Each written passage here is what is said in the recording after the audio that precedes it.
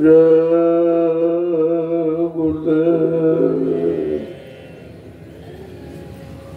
जय गुरुदेव जय गुरुदेव जय गुरुदेव नाम कृष्ण जय गुरुदेव नाम कृष्ण जय गुरुदेव नाम कृष्ण प्रभु का प्यारा नाम समृद्ध दयालु पूज्य स्वामी जी महाराज आज के इस पावन पवित्र आध्यात्मिक सत्संग साधना शिविर के पावन अवसर पर जय गुरुदेव आध्यात्मिक जन्माष्टमी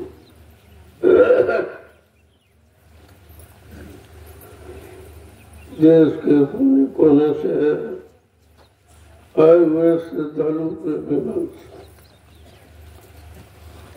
जीव का जब बड़ा सौभाग्य होता है, पुण्य कर्मों की कमाई होती है,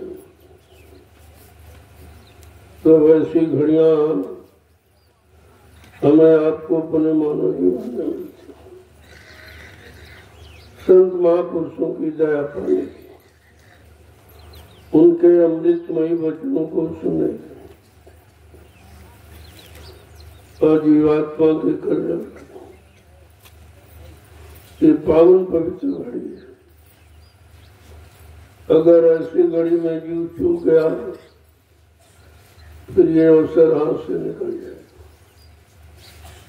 फिर आप कोई मेरे नहीं कितने जन्म ले डालो, पहले भी ये कितने जन्म हमने आपने लिए, कितने जन्मों के बाद ये अवसर आज मिला है। फिर भी उनकी दया पर निर्भर हमारे आप में कोई ऐसी करनी नहीं थी जो ये घड़ी मिल जाए। ये तो उन्होंने अपनी दया से हम सब जीवों को दिया। कितने जन्म निकल गए भ्रमित होते होते भ्रमण करने का, और अभी तक कुछ नहीं हुआ। जन्म लेते रहे मरते रहे, जन्मते रहे मरते रहे, क्योंकि हमने कोई जन्म मरण से रहित होने वाला कर्म किया ही नहीं। ये कर्म कराने वाले कोई मिले ही नहीं। तो जीव बेचारा शरीर इंद्रियों से जो भी कर्म करता रहा, उसका फल है कि कर्मानुसार उन योनियों में जन्म लेता रहा। ये जन्मते मरते वो सब गुजर गया। जीवात्मा बराबर मन के साथ लगी रही, वो देखती रहे आखिरकार मन ये सब क्यों करता है, क्या इसको इसके का लाभ मिलता है। तो उसने देखा कि ये जन्म मरण के सिवा कुछ नहीं पाता।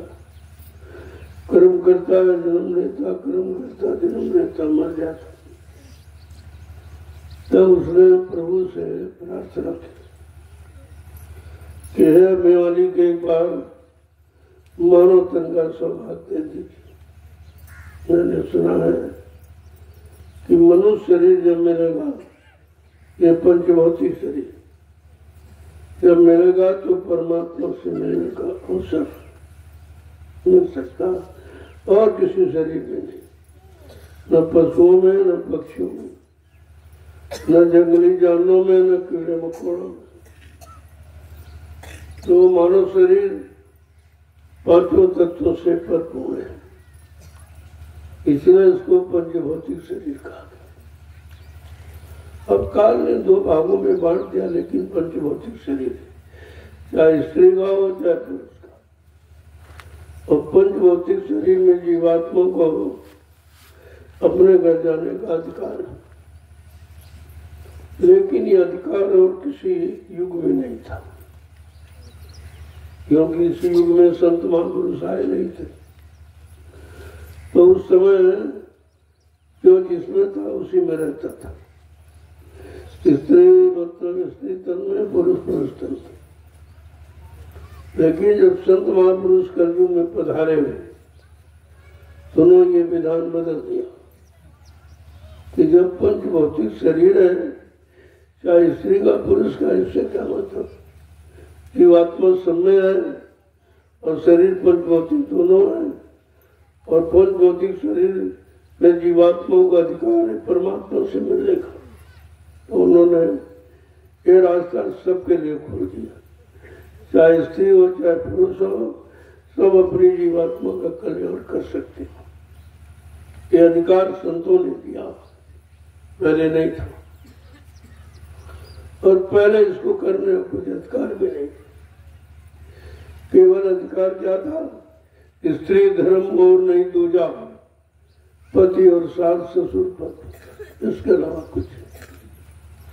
लेकिन उस समय के पति शाकाहारी सदाचारी ब्रह्मचारी होते थे, जो शरीर से जो भी करते थे उसमें आधा स्त्री को मिल जाता, क्योंकि उसके सहयोग करती थी। लेकिन कलयुग में विधान बदल गया, संतों ने दया करके इस विधान को बदल दिया कि नहीं, दोनों को परमात्मा से मिलने का अधिकार है और इसकी योनि बदल सकती है।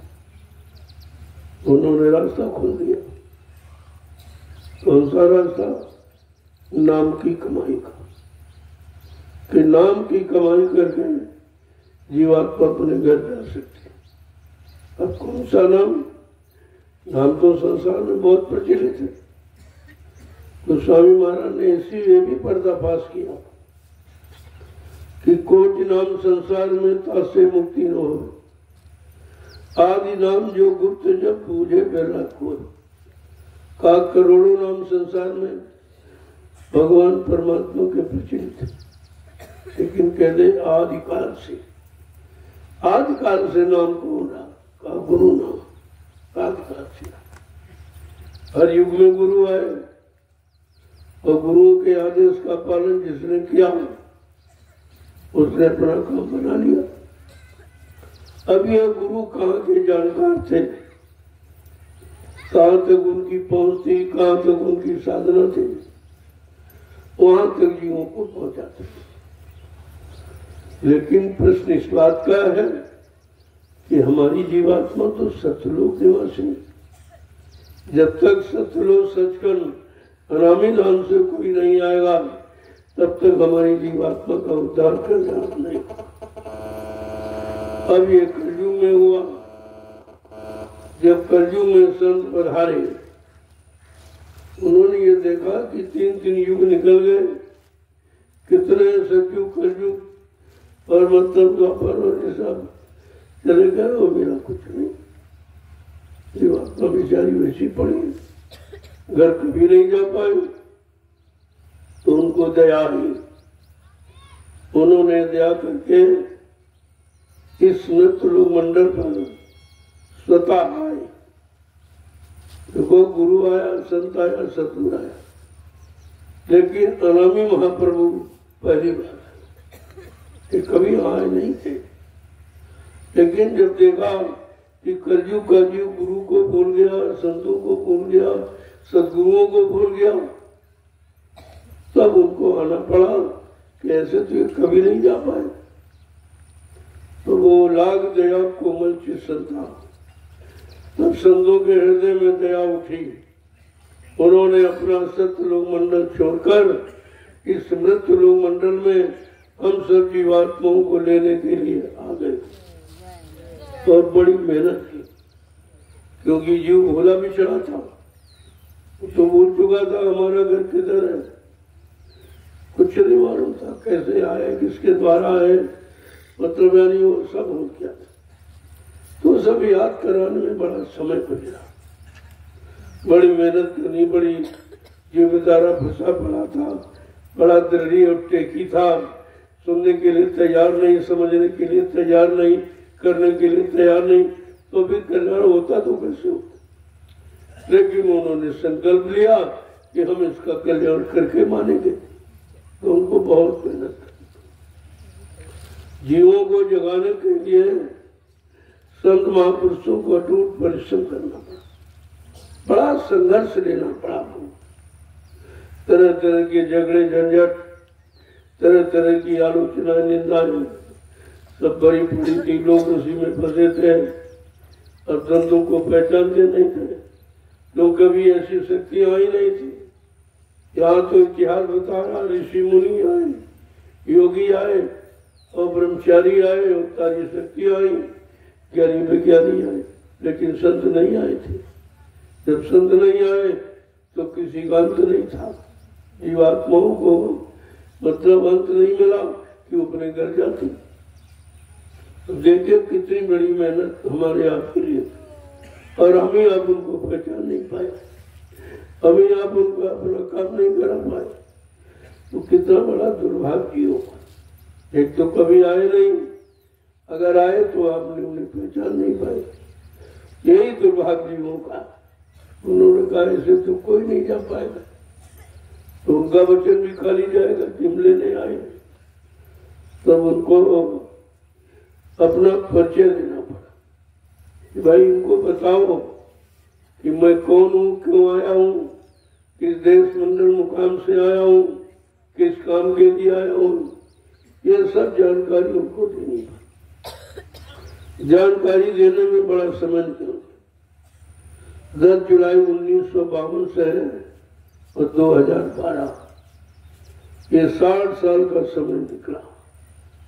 सबको सुनाया, समझाया, और एक जगह बैठ के नहीं, सारे हिंदुस्तान में घूमकर, कोई प्रांत, कोई जिला, कोई तहसील, कोई ब्लॉक, कोई शहर कस्बा, कोई गली गांव को चल छोड़ा नहीं। जहाँ पर समय की जानकारी न दी हो और समय के जगह नाम की जानकारी नहीं दी और काम करने का वादा न किया हो और परिवर्तन की आवाज न लगाई हो, ये सब 60 साल में आपके सामने किया। लेकिन जीव इतना बहका और भरमा था, नहीं समझ पाया। इतना समझाने पर, इतना समय देने पर भी जीव बेचारा समझ नहीं पाया और भटक गया। रास्ता लिया और भटक गया। रास्ते पर चलकर पूरी मंजिल नहीं थी कि बीच में हट गया। अब तुम्हारा रास्ता फिर छूट गया, बड़ी मुश्किल से मिला। हमें आपको दया करके संत महापुरुषों ने दिया, लेकिन हम भटक गए, फिर हट गए। लेकिन कहा चलो भाई एक बार फिर मौका देते, एक बार फिर आपको मौका कि हमारे वचनों को जिससे वो बचेगा, उन वचनों को सबके कान तक पहुंचा दो। ये पहुंचाया जा रहा हूं। ये 12 वर्ष फिर हो गए, पहुंचाते बताते, यानी 12 वर्ष ये और 60 72 वर्ष। अब 72 वर्ष तो एक जीवन है मनुष्य का, कलयुग में कैसा जिंदा रहता। एक जीवन पूरा लगा दिया आपके पीछे, और फिर भी बेचारा जीव नहीं समझ पा रहा। अब सोचिए कि कितनी अज्ञानता, भूल भ्रम में हम आप फंसे हैं। कोई निकालने वाला आया नहीं, किसी ने निकालने की बात बताई नहीं, कोई रास्ता किसी ने दिखाया नहीं, और हम सब फंसे के फंसे रह गए। तो ये दोबारा मौका एक बार फिर आपको मिला कि चलो जागो, चेतो, अपने घर के चलो। दोनों ने बड़ी मेहनत की, उनको बड़ा परिचय देना पड़ा। ऐसे तो ये जानेगा नहीं, क्योंकि इसको कभी मिले नहीं, और जब कोई जानकारी नहीं है किसी तरह की, तो फिर उनको परिचय देना पड़ा। उन्होंने कहा कि हम आए वही देश से जहां तुम्हारा नाम, तुम सबको घर पहुंचाना। कहते एक हमारा, मेरा और कोई प्रयोजन नहीं है। इस संसार, इस पंचवती शरीर लेकर और इस संसार में, इस काल माया के कूड़े कचरे गंदगी वाले देश में आने का मेरा कोई प्रयोजन नहीं है। कोई लालच नहीं है, कोई राज और पाठ, धन और दौलत और मतलब यानी किसी तरह का मान सम्मान अधिकार पद का ये कामना लेके नहीं आया हूँ, तुमको निकाल कर घर पहुंचाने के लिए आया। हम आए हुए देश से जहाँ तुम्हारा धाम, तुम सबको पहुंचाना एक हमारा काम, यानी उसमें कोई छोटा बड़ा गरीब में छूटेगा नहीं, कोई जाति पाति का झंझट झगड़ा नहीं है सबको, कि जीवात्मा की कोई जाति नहीं है और जीवात्मा का खेल है। जात पात तो तुमने शरीर में बना रखी, काल की, तो काल की रचना है, इसमें जात पात आपने बना दी, लेकिन दयाल की रचना में कोई जात पात नहीं।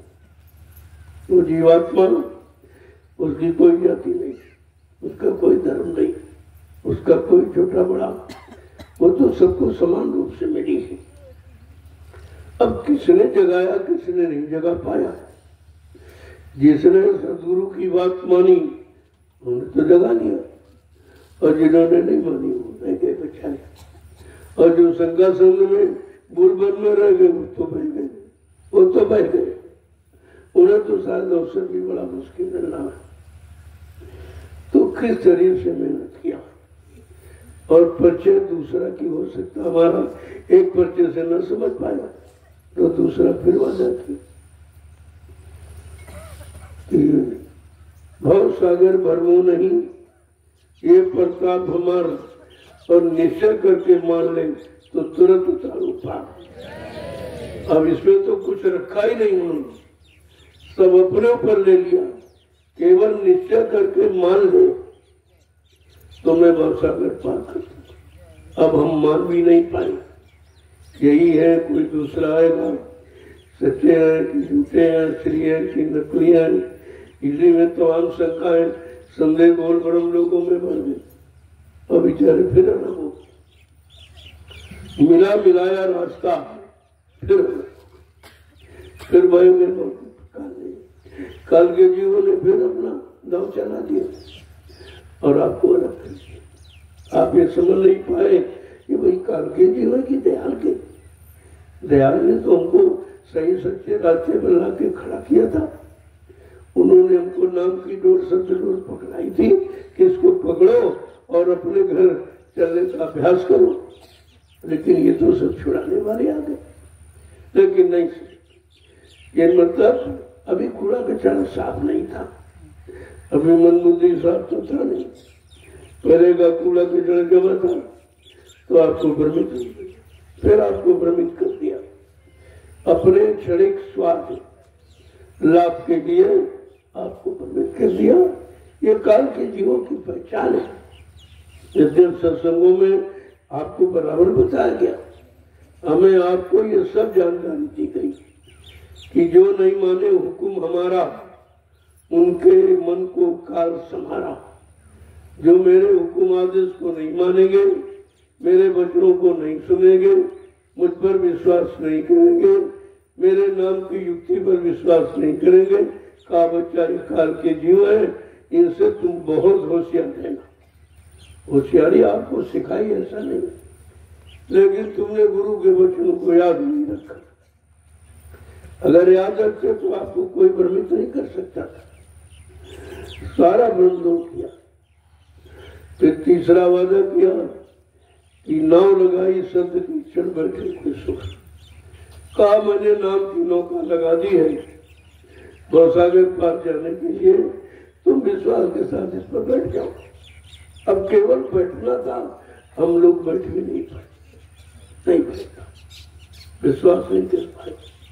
शंका संदेह बोल ब्रह्म ने आपको वहां से हटा दिया। जब आप हट गए फिर दर दर की ठोकरें खा रहे। देखो किस तरह से हम आप भ्रमित होते रहे, लेकिन महापुरुष आपके पीछे लगे रहे। उनको तो अपना वादा सिद्ध करना, कोई पहुंचाने का मैंने वादा किया।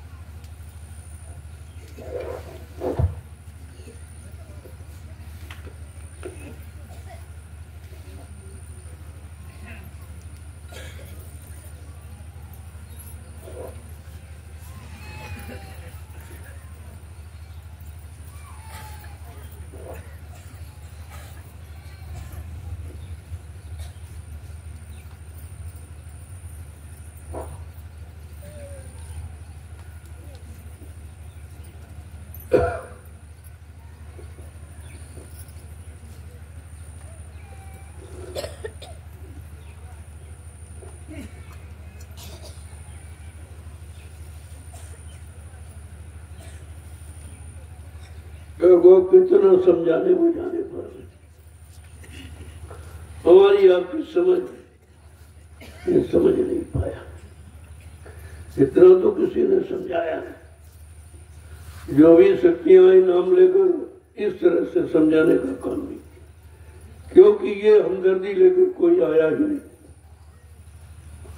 हमारे आपकी जीवात्मों के कल्याण के लिए ऐसी हमदर्दी लेकर नतरू मंडल पर कोई नहीं आया। ऐसे समृद्ध नदी को हम आप भूले, विसार दिया आपने, हट गए, अब दर दर की ठोकरें खा रहे, कोई सुनने वाला नहीं। कहा तुम्हारा जहां जहां लगाव है वो लगाव भी आपका झूठा है, गंदा है, भोगों का लगाव है, कोई पाक साफ निर्मल पवित्र रहने का लगाव नहीं। तो महापुरुषों ने कहा जो तुमने अपने मन को खराब किया, भोगों की गंदगी में लगाया, अब जरा इस मन को समझाओ कि गंदगी में लगे तुझे क्या मिला, गंदगी मिली। अब जरा संतों के निर्मल पवित्र वचन जो तेरे में चेतना जागृति लाने वाले हैं, जरा उनको सुन ले। तो महापुरुषों ने क्या कहा जरा सुन लो। लेकिन आपको कहीं शंका न हो जाए कि पता नहीं अपने मन से करके कह रहे हैं, तो जरा संतों के वचन सुन लो। सबने कहा और मन को सुधारने का काम किया संत महापुरुषों ने, और जितने आए सब गंदगी में रहने वाले, गंदगी की बात बताने वाले, तुमको भी गंदगी की तरफ प्रेरित करने वाले। लेकिन संतों ने उस गंदगी से दूर करने का कितना भारी उपाय आपको बताया कि मन तुम्हारा साफ कैसे होगा। सत्संग करो, सेवा करो और भजन करो, ये तीन रास्ते मन को साफ करने के। अब समझा के मन को समझा के कह रहे कि अरे मन रंग जा सतगुरु प्रीति, अरे मन रंग जा सतगुरु प्रीति, अरे मन रंग जा सतगुरु प्रीति, अरे मन रंग जा सतगुरु प्रीति। होय मत और किसी का मित्र, मत और किसी का मित्र, होय मत और किसी का मित्र, मत और किसी का मित्र। अरे मन रंग जा सतगुरु प्रीति, हरे मन रंग जा सतगुरु प्रीति। देखो मन को समझा के कह रहे हैं, अभी तो जो थी जो जिस रंगों में रंगा रहा उसमें तुझे क्या मिला।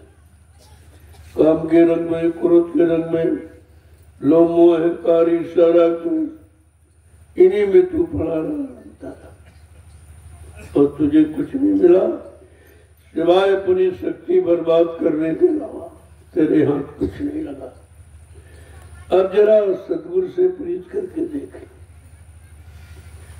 तू और किसी का अमित मत, किसी को अपना यार मित्र दोस्त मत बना के देखा, जिसको बनाया उसी ने लूट लिया, उसी ने गंदा कर दिया हमको। तुम तो कहते थे इनको साथी बनाएंगे, हमारी मदद करेंगे, तुम्हारी मदद किसी ने नहीं की, अपना स्वार्थ हल किया, अपनी भोग वासना की अग्नि को पूरा किया, कुछ नहीं किया।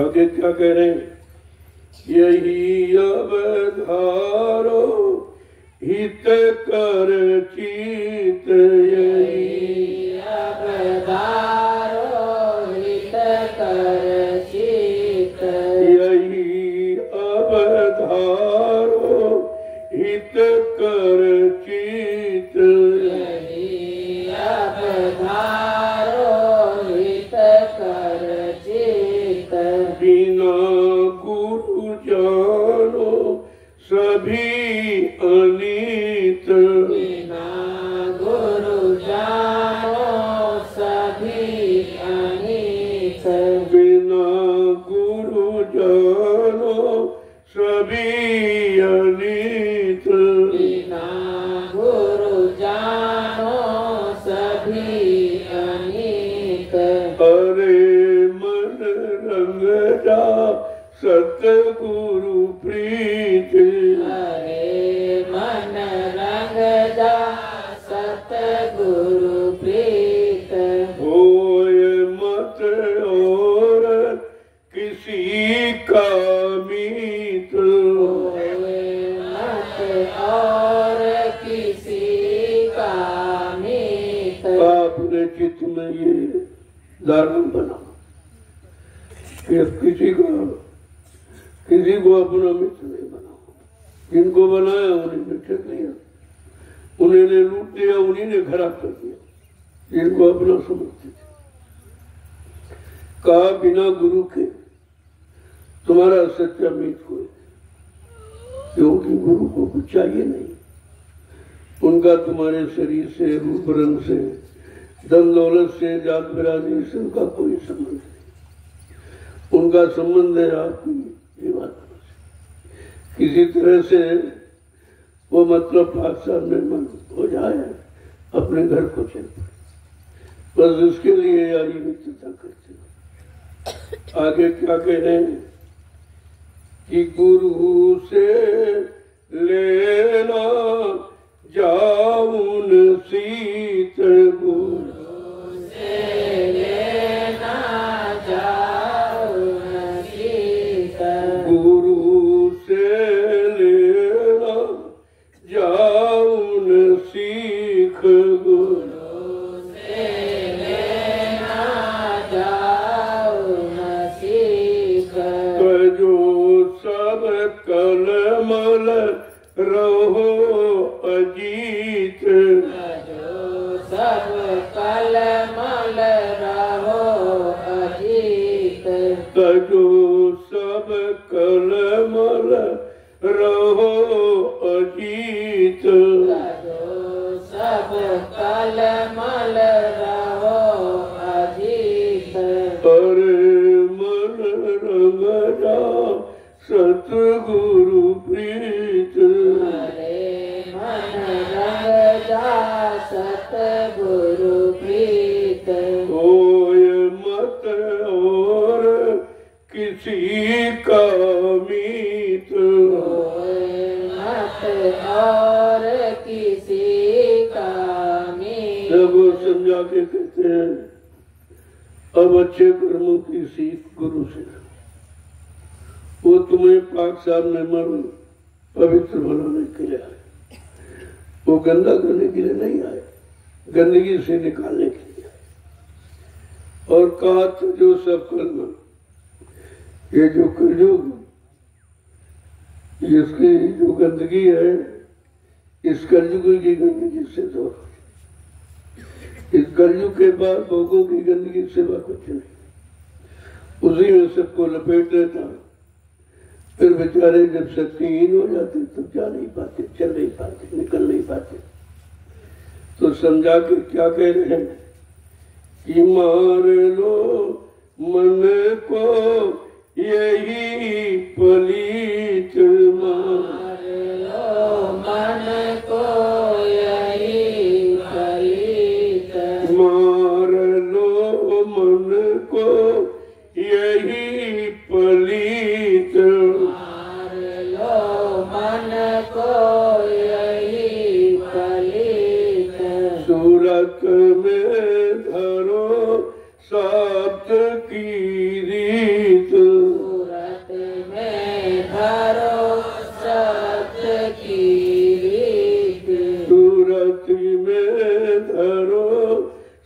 भक्त की रीत, सूरत में करो सत की रीत। अरे मन रंग जा सतगुरु प्रीत, हरे मन रंग जा सतगुरु प्रीत। होय मत और किसी का मीत, होय मत और किसी का मीत। आप मन को मार लो, यानी उधर से हटा। जिधर ये शक्ति को खराब कर रहा था भोगों में, उधर से हटाओ और धीरज से इसको निकालने की कोशिश करके संत महापुरुषों की जो नीति है, रीति है, प्रीति है बचने बचाने की, उसको धारण करो। और कहते हैं सूरत में धरो शब्द की, अब तुम्हें जीवात्मा को शब्द के साथ जोड़ना है। जो शब्द की नीति रीति है जिससे जीवात्मा घर जाएगी का, उस शब्द की नीति को अपनाना। अब मन की रीति को नहीं, काल की रीति को नहीं, अब दयाल की रीति जो शब्द से जीवात्मा को जोड़ते हैं, उनकी नीति रीति को अपनाओ। आगे क्या कह रहे हैं कि चढ़ो तुम नभ में ये जग जीत, चढ़ो तुम नभ में यह जग जीत। चढ़ो तुम नभ में यह जग जीत, चढ़ो तुम नभ में यह जग जीत। कहो अब संतन की ये नीति, कहो अब संतन की यह नीत। कहो अब संतन की ये नीति, कहो अब संतन की यह नीत। अरे मन रंग जा सतगुरु प्रीत, हरे मन रंग जा सतगुरु प्रीत। होय मत और किसी का मीत, होय मत और किसी का मीत। का सूरत को शब्द के साथ जोड़ अपने घर की तरफ। ये काल माया का देश तुम्हारा घर नहीं है, ये तो उसने फंसाने के लिए आपके साथ जाल बनाया था, कर्मों का जाल बनाया और भोगों का दाना डाल के फंसा लिया। ये बेचारे फंस गए। कह रहे कि जो संतों की नीति है निकालने का, उनकी नीति फंसाने की नहीं है, निकालने की। अब लेकिन तुम फंसे पड़े हो तो निकालने की कोई न कोई युक्ति अपनानी पड़ती। जैसे आपके पैर में कांटा लग गया, अब वो छोटा कांटा लगा, उसके लिए बड़ा कांटा चाहिए, और वो जहां लगा उसके नीचे तक वो जब डाला गया तब निकाल। आप सोचेंगे छोटा लगा, इतना दर्द कर रहा, ये बड़ा तो और दर्द करेगा। लेकिन एक बार दर्द से तो हमेशा के लिए दर्द चला गया। इसी तरह से अगर एक बार सूरज शब्द को स्वीकार कर ले, शब्द को पकड़ ले, तो हमेशा का आना जाना ये खत्म हो जाए, ये छुटकारा मिल जाएगा उसको। आगे क्या कहें कि गुरु का नाम संभालो चित, गुरु का नाम संभालो चित। गुरु का नाम संभालो चित, गुरु का नाम संभालो चित। लगावो छिन छिन उनसे प्रीति, लगाओ छिन छिन उनसे प्रीत। लगावो छिन छिन उनसे प्रीति, लगाओ छिन छिन उनसे प्रीत। अरे मन रंग जा सतगुरु प्रीत। हरे मन रंग जा सतगुरु प्रीत। होय मत और किसी का मीत। होए मत और किसी का मीत। अभी तक तो आप बिगड़ते रहे, अब समझो। अब संभालने के लिए गुरु ने हमें आपको नाम का आधार पकड़ाया। तो हमारा आधार कोई था नहीं, तो जाते तो कैसे जाते, जगते तो कैसे जगते। लेकिन गुरु ने सर्वप्रथम नाम को जगाया और नाम को सिद्ध किया और हम सबको नाम का आधार पकड़ाया। कि नाम का आधार पकड़कर सारी जीवात्मा मृत्यु मंडल पर आई थी और काल माया ने बैखा वर्मा के नाम छीन लिया और वो आधार हट गया। तो बेचारी कैसे जाए। तब से वो बड़ी फंसी और कहा जब कोई नाम का आधार लेके आएगा वो निकालेगा, क्योंकि वो निकालने का कोई साधन नहीं है, नाम आधार के सिवा कोई साधन। तो आगे क्या कह रहे हैं, लगाओ छिन छिन उनसे प्रीत। जो तुम्हारे लिए आया है, तुम्हारी जीवात्माओं के कल्याण के लिए आया, उन पाप कर्मों से माफी दिलाने आया। कहा उनसे हम हर पल क्षण उनसे प्रेम करें, उनसे प्रीति करें, वो हमारा काम करने आया। आगे क्या कह रहे हैं, कहे सतगुरु स्वामी ये निज गीत। सतगुरु स्वामी ये निज गीत। कहे सतगुरु स्वामी ये निज गीत। सतगुरु स्वामी ये निज गीत। तजो सब छल पल ममता तीत। सब छल मल ममता तीत। तजो सब छल बल ममता पीत। सब छल मल ममता प्रीत। अरे मन रंग जा सतगुरु प्रीत। हरे मन रंग जा सतगुरु प्रीत। होय मत और किसी का मीत। होए मत और किसी का मीत। सतगुरु स्वामी नित्य करते, रोज समझाते जीवों को कि ये छल बल और ममता जिसमें तुम बने हो गिरे हो और अभी तक निकल नहीं पाए हो, लड़ाई से दूर हो, अलग हो और अपने घर चलने की तैयारी करो।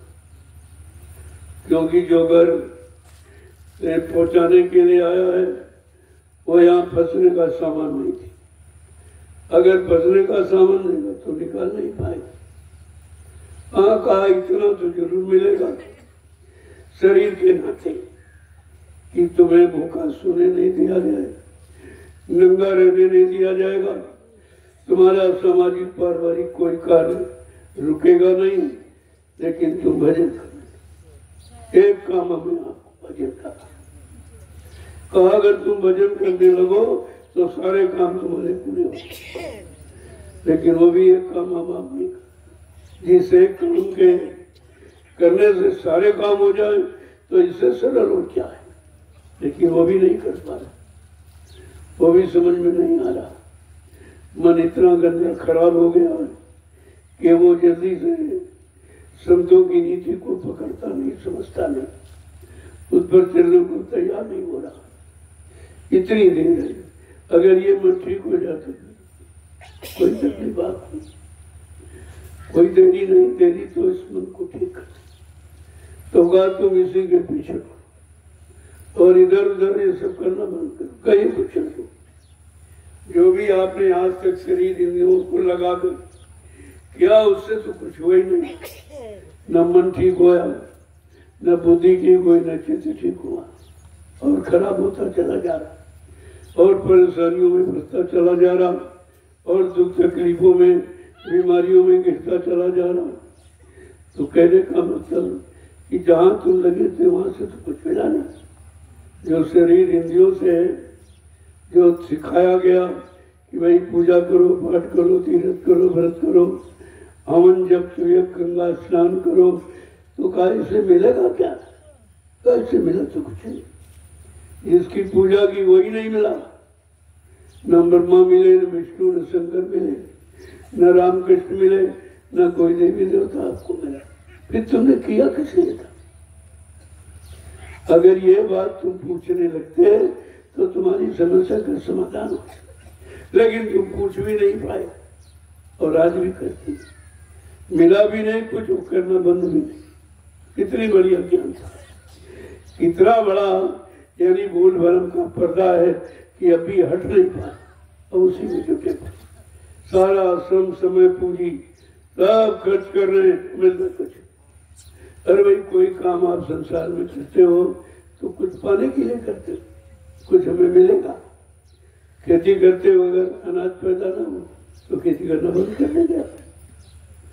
मजदूरी करते हो, कोई मजदूरी ना दे तो मजदूरी करो क्या? नौकरी करते हो, कोई तनख्वाह वेतन न दे तो आप करोगे। व्यापार दुकान चलाते हो, कोई लाभ न हो तो आप करोगे।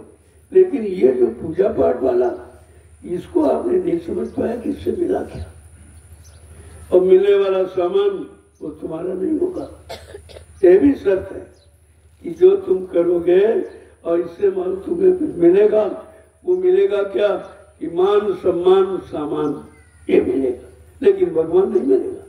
साफ साफ वादा है कि ये जो शरीर इंद्रियों से जो पूजा पाठ तीर्थ व्रत दान हवन जप गंगा स्नान करोगे, इससे क्या मिलेगा?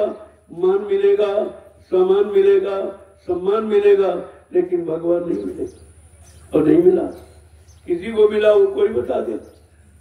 इतने दिन से आप जिनको बुला रहे हो, जिनके लिए समय श्रम पूंजी खर्च कर रहे हो, आज तक वो आया तुम्हारे बुलाने पर या मिला? क्योंकि तुम्हारे में गंदगी, और गंदगी में कोई पूजा स्वीकार नहीं होती। इसीलिए कहा, वो रामचरितमानस ने स्पष्ट कहा कि भगवान ने कहा, मैं किसको मिलता हूँ? कौन मुझे पाता है? निर्मल मन जन सो मोहि पावे, और मोह कपट चर्चित न पावे। कहा, जिसका मन निर्मल पाक सा पवित्र वो उनको पाएगा। और तुम्हारा मन गंदा, तुम्हारा खान पान गंदा, तुम्हारा देखना सुनना, उठना बैठना, बोलना चाहना सब गंदा, तो तुम्हें कैसे मिले? गंदगी में कोई पूजा स्वीकार नहीं। इसलिए बड़े साफ शब्दों में है कि निर्मल मन, उन्होंने कुछ नहीं किया। इस जाति वाला, इस धर्म वाला, या पूजा करने वाला, या मंदिर बनाने वाला, या गंगा नहाने वाला, वो कुछ पाए? कहते नहीं, ये पाने की चीज नहीं है, ये पाने का तरीका नहीं है। हमको वो पाएगा जिसका मन निर्मल सा, पाक सा, पवित्र। आप तो मन सबके गंदे, सबके मन, इसीलिए किसी को मिला नहीं तो करते और कुछ मिले ना, फिर किया किस लिए जाता? पाने के लिए। तो किसी लिए किया जाता और तुम्हें कुछ नहीं मिला, और तुमने पूछा। अब संतों ने ये राज खोलने के लिए आपको वचन दिए, ये रास्ता आपका खुल जाएगा, लेकिन उस रास्ते से हटना पड़ेगा। उधर से हट गए ये सच्चे रास्ते पर आप खड़े, और इसमें आपका कुछ खर्चा नहीं। भगवान की प्राप्ति में कोई खर्चा, भगवान कोई रुपए पैसे थोड़ी है, उसी ने तो दिया है। ये जितना सामान आपको मिला है, ये उसी भगवान का दिया हुआ, और उसी को तुम उसी का सामान लौटाते हो और कहते हम देते हैं। कितनी बड़ी भूल है। तभी तुम तो नंगे अकेले आए थे, तुम कुछ लेके आए नहीं थे। ये तो सामान तुमको दिया और यही सामान तुमसे लौटाते हो, तो कहते बैठ करते, कहते बैठ कर हम देते हैं। कितनी बड़ी भूल है कि तुम्हारा कुछ है ही नहीं तो कह रहे हो हमारा, और तुमको दे ही नहीं सकते हो क्योंकि तुम लेके नहीं आए थे, और फिर भी कहते हम देते थे। तभी महापुरुषों ने कहा कि मतलब हम देने वाले, हम तो भिखारी हैं धरती, भिखारी के पास कुछ नहीं देते थे। लेकिन आप भिखारी अपने को मानते कहाँ? आप तो अहंकार गरुड़ गुमान का मंड में बैठे हो। हमारे पास मकान है, हमारे पास दुकान है, हमारे पास जमीन है, हमारे पास रुपया पैसा सोना चांदी है, ये कहती है दुकानी सब इसे चलाते। और कह दिया जाए तुम नंगे अकेले आए थे, तुम्हारा कहाँ से आया? अरे भाई किसी ने दिया है, उसके देश में आए थे तो प्रयोग के लिए आपको दे दिया कि जब तक रहो प्रयोग करो, हमारे सामान को वैसे ही वापस कर दे। अगर गंदा करोगे सजा दूंगा। तो तुमने कुछ किया भी नहीं उस सामान से और गंदा हो कर दिया। शरीर से आपने कुछ नहीं किया, जो किया वो गंदगी करने वाले काम किए और गंदा कर दिया। आप कह रहा हम सजा देंगे तुमको। हमारे पाक साफ पवित्र शरीर तुमने क्यों गंदा किया? मैंने गंदा के लिए थोड़ी दिया था, मैंने तो प्रभु प्राप्ति के लिए दिया था। किसी संत महापुरुष की तलाश करके उनसे रास्ता पूछ लेना, अपने घर चले जाना, इसके लिए आपको मिला था। और ये तो काम सब खत्म। पहली बात कोई जानता नहीं सही सच्ची बात, और दूसरी रोग है, बीमारी लग गई, जो मानता नहीं। ये बीमारी सबसे बड़ी। एक तो कुछ नहीं जानता कि सच्चाई हकीकत क्या है। अगर संत महापुरुष सच्चाई हकीकत बतावे तो ये मानता नहीं। तो इस तरीके से ये बेचारे फंसे पड़े हैं और कोई उनकी सुनने वाला नहीं, कोई नहीं सुनने वाला। तो उन्होंने समझा कर पूछा है भाई तुम कब तक ये करते रहोगे? अभी तक तुम्हारा मन भरा नहीं है। तुमने कितने भोग किया है, कितने बाल बच्चे पैदा करके पीछे से आए हो, जिनकी कोई गणना गिनती नहीं है। अब ये मानो तब एक बार अवसर मिला है निकलने का, तो उसमें भी यही काम करने लगे। कहा जरा अभी कुछ तेज, कुछ चेत जा, कुछ होश में ना जा, तो तेरा ये काम बन जाएगा। लेकिन कब बन जाएगा? जब तू संत महापुरुषों का कहना माने। अभी तू मन के कहने पर चलता रहा, जो मन ने कहा वही आपने किया। मन ने जैसी सलाह दे दी आपने मान लिया, और बुरी और खराब और सब पाप सब तो आपने किया। वो महापुरुष समझा के कह रहे हैं ये देश तुम्हारा नहीं है। इस देश का जो काल भगवान मालिक वो तुम्हारा नहीं, वो तुम्हारे हित के लिए नहीं है, वो फंसाने के लिए बैठा है। जब तक तुम्हारी जीवात्मा का कल्याण कराने वाला वो दयाल, ये काल है फंसाने वाला, वो दयाल निकालने वाले वो नहीं आएंगे, वो नहीं बताएंगे, तब तक तुम निकल नहीं सकते। तो बड़ा जीवों को समझा के संत महापुरुषों ने कहा अभी तक तुम फंसे रहे हो, निकल नहीं पाए हो। अब जरा बहुत सोच समझ के, क्योंकि देश तुम्हारा नहीं है, यहाँ को जो माली मुखिया वो तुम्हारे पक्ष में नहीं है, वो निकालने के पक्ष में नहीं है, फंसाने के। इसलिए बहुत सोच समझ के चलना। क्या कह रहे जरा संतों की सीख को सुनो आप, तो हमें आपको विश्वास हो जाएगा कि नहीं नहीं वास्तव में निकालने वाले संत महापुरुष और कोई नहीं। यहाँ तुम समझ सोच कर चलना, यहाँ सोच कर चलना, यहाँ तुम समझ सोच कर चलना, यहाँ तुम समझ सोच कर चलना। आप पराये देश में, पराये राज्य में, पराये शासन में, पराये घर में आप मनमानी नहीं कर सकते, उसके अनुसार आपको चलना होगा। आप बहुत सोच समझ कर ये काल फंसाने वाला है, ये निकल के जाने नहीं देगा। इसने ऐसा कर्मों का जाल बना रखा है, उन्हीं कर्मों के जाल में सब जीवों को फंसा लिया और भोगों का दाना डालकर हम आप भोगों के लालच में उसके जाल में फंस गए। अब क्या कह रहे हैं समझा के जरा सुन लीजिए। ये तो राह बड़ी अति टेढ़ी, यह तो राह बड़ी अति टेढ़ी, ये तो राह बड़ी अति टेढ़ी, यह तो राह बड़ी अति टेढ़ी, मन के साथ न पड़ना, मन के साथ न पड़ना, हाँ तुम समझ सोच कर चलना, यहाँ तुम समझ सोच कर चलना।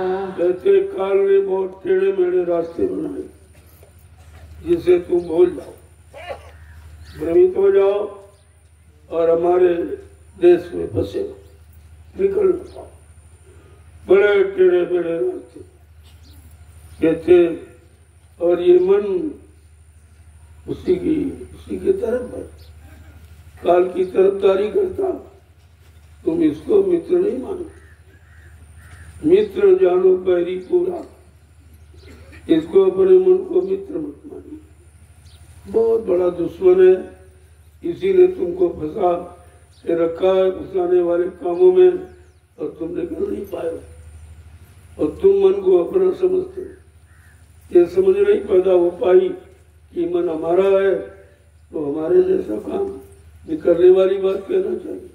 ये फंसने वाले काम क्यों फंसाता, तो भोगों में क्यों फंसाता बार बार। आगे क्या कह रहे हैं कि बहु जल धार बहे अति गहरी, बहु जल धार बहे अति गहरी, बहु जल धार बहे अति गहरी, बहु जल धार बहे अति गहरी, बिन गुरु कैसे पार उतरना, बिन गुरु कैसे पार उतरना, यहाँ तुम समझ सोच कर चलना, यहाँ तुम समझ सोच कर चलना।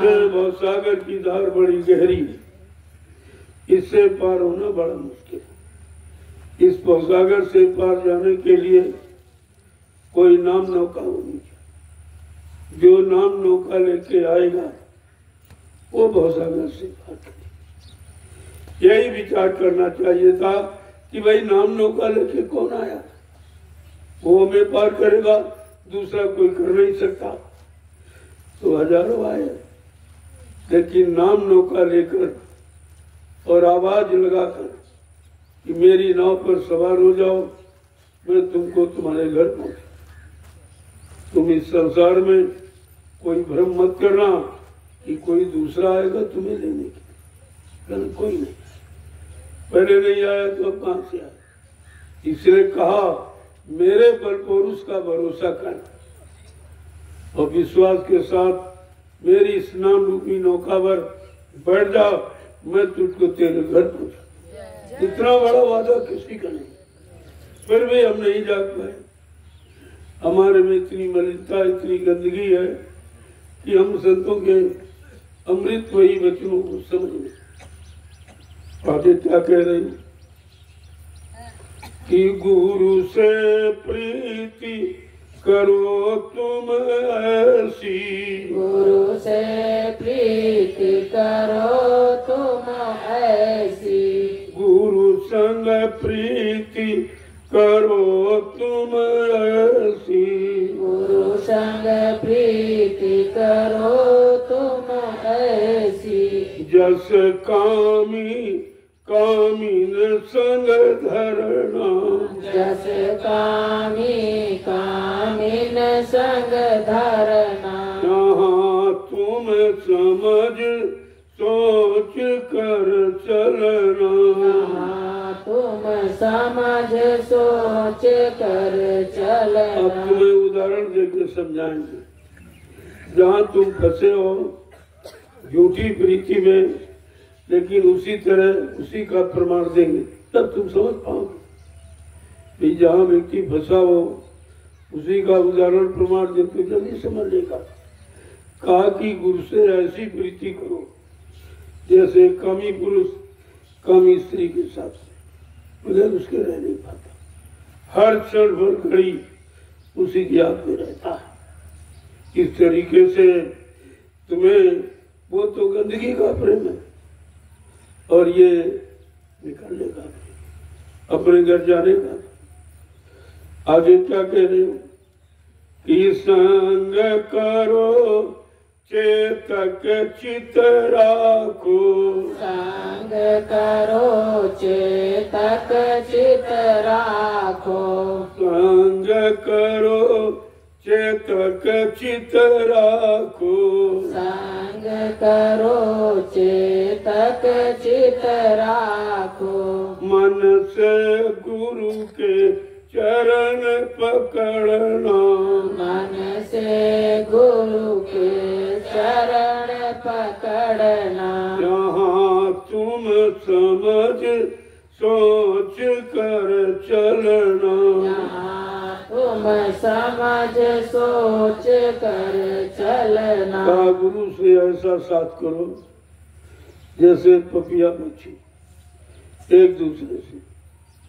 जब रैन बिछुआ होता है तो रात में एक नदी के इस पार एक नदी के उस पार, और पूरी रात चंद्रमा को देखता है, ऐ चांद तू कब डूबेगा, हमारा मिलन होगा।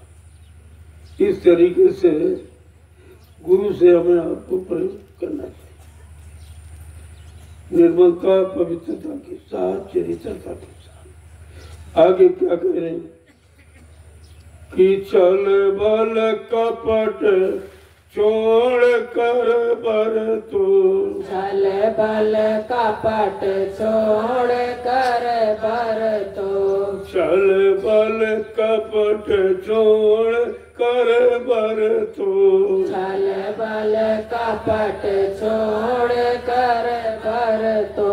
गुरु के वचन समझना, गुरु के वचन समझना। हाँ तुम समझ सोच कर चलना, यहाँ तुम समझ सोच कर चलना। कहा तुमने जीवन में छल प्रपंच धोखाधड़ी बेईमानी इसके सिवा कुछ नहीं, अब इसको छोड़ो। ये फंसने का सामान काले बनाया, अब जरा यहाँ से निकलो और अपने घर की तरफ चलो। गुरु के वचनों को सुनो समझो जो तुम्हें निकालने के लिए आए, और निकल कर अपने घर की तरफ चलने की तैयारी करो। आगे क्या रहे कि डरते रहो काल के भय से, डरते रहो काल के भय से, डरते रहो काल के भय से, डरते रहो काल के भय से। खबर नहीं कब मरना, खबर नहीं कब मरना। यहाँ तुम समझ सोच कर चलना, यहाँ तुम समझ सोच कर चलना। हमेशा मृत्यु का भय रखो कि मृत्यु निश्चित है, अगर जन्म है तो मृत्यु जरूर हो। उसका भय रखो कि वो कभी आ सकती, वो कोई खबर देते नहीं आएगी, पता नहीं कब आ जाए। तो मौत में जाने के पहले अपना काम बना लो, ये तुम्हारी बुद्धिमानी है। और संत महापुरुष यही सिखाते हैं कि जीवन के रहते रहते अपने जीवन का काम करो। तुम्हारा जीवन का काम है जीवात्मा जगाना, परमात्मा से लेना, इसके अलावा कोई काम। अब वो महापुरुष कैसे काम करेंगे, कौन सी नीति रीति हमारे आपके साथ अपनाएंगे, ये तो उनकी मौज पर निर्भर है। वो कहते कि खबर नहीं कब मरना, ये तो खबर आपको है नहीं कब मरेगी, लेकिन ये निश्चित है कि मरेगी, सब जाएंगे। जो भी आया है वो जाएगा, लेकिन जाने के पहले अगर अपना काम बना लो, ये बुद्धिमानी आपकी हो कि हमने अपना काम बना लिया, ले भाई शरीर ले जा, हमको इसकी जरूरत नहीं। जिस जरूरत के लिए दिया था वो जरूरत हमने अपनी पूरी कर ली, अब ले जाओ हंसी खुशी से दे। और जो नहीं कर पाते वो रोते रहते, चला गया कहाँ चला, अरे तो जाना ही था, लेकिन तुमने ये नहीं माना कि जाएगा, और जाएगा तो अकेले जाएगा, और सामान लेके जाएगा नहीं, रिश्ते नाता लेके जाएगा नहीं। ये तो पहले ही आपको मारो। आपके सामने रोज आपके परिवार से, समाज से, गांव मोहल्ले से कितने लोग जा रहे, सब खाली हाथ जा रहे, कोई कुछ लेके नहीं गया, तो तुम कैसे लेके जाओ।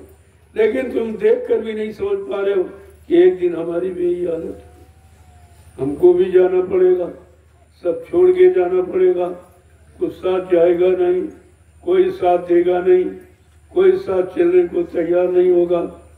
आगे क्या कह रहे समझा के कि श्वासो श्वास होश कर बोरे, श्वासो श्वास होश कर बोरे, श्वासो श्वास होश कर बोरे, श्वासो श्वास होश कर बोरे, पल पल नाम सुमिरना, पल पल नाम सुमिरना, यहाँ तुम समझ सोच कर चलना, यहाँ तुम समझ सोच कर चलना। क्या कह रहे, तुम तो बोरे पागल की तरह, श्वास की कोई फिक्र नहीं है कि एक दिन ये श्वास बंद हो जाएगी।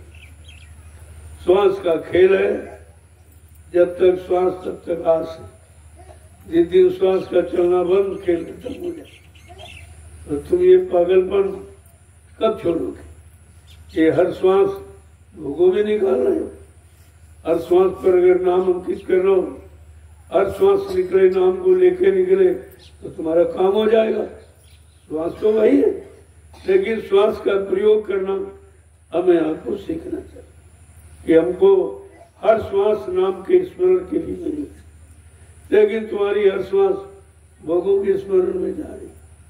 आगे क्या कह रहे हैं, यहाँ की गफलत बहुत सतावे, यहाँ की गफलत बहुत सतावे, यहाँ की गफलत बहुत सतावे, यहाँ की गफलत बहुत सतावे, फिर आगे का कुछ नहीं बनना, फिर आगे का कुछ नहीं बनना, यहाँ तुम समझ सोच कर चलना, यहाँ तुम समझ सोच कर चलना। आज जो तुम गफलत करते हो, भूल करते हो, अज्ञानता करते हो, कहा यही तुम्हारी सबसे बड़ी कमी। और इसी गफलत में ये कीमती श्वासें जा रही जो नाम के स्मरण के लिए मिली, वो गफलत में, अज्ञानता में, भूल भरम में, वो आभोगों में जा रहे हैं। क्या कह रहे हैं, फिर आगे का कुछ नहीं बनना, फिर आगे जो जोनी मिलेगी कर्मानुसार, उसमें ये काम आपका नहीं बनेगा, क्योंकि उनमें जीवात्मा को जगाने का अधिकार है नहीं। फिर आपका यह काम कैसे बने। इसीलिए इसी मनुष्य तन में हम लोग अपना काम बना लें, ये बुद्धिमानी होगी।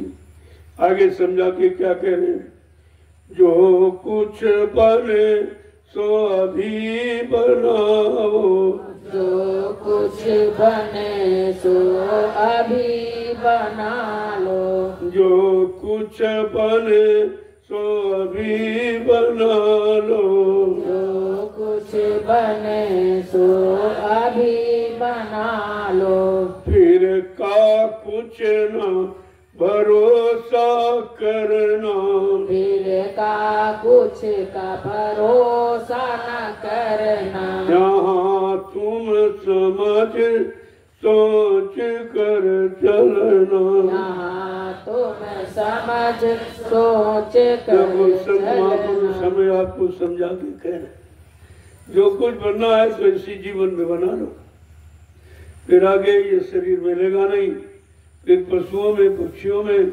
जंगली जानवरों में तुम्हारी आत्मा चली जाएगी, वहां उसको अपना कल्याण करने का मौका नहीं मिलेगा, उनमें अधिकार नहीं है कि जीवात्मा को मिलेगा। इसलिए जो कुछ बनाना है अभी बना लो, आगे का कोई भरोसा नहीं, कोई विश्वास नहीं। आगे क्या कह रहे हैं कि जग सुख की कुछ चाहन राखो, जग सुख की कुछ चाह न राखो, जग सुख की कुछ चाहन राखो, जग सुख की कुछ चाह न राखो, दुख में इसके दुखी नहीं रहना, दुख में इसके दुखी नहीं रहना। देखो दुख और सुख ये भी झंझट है, ये भी यही का सामान,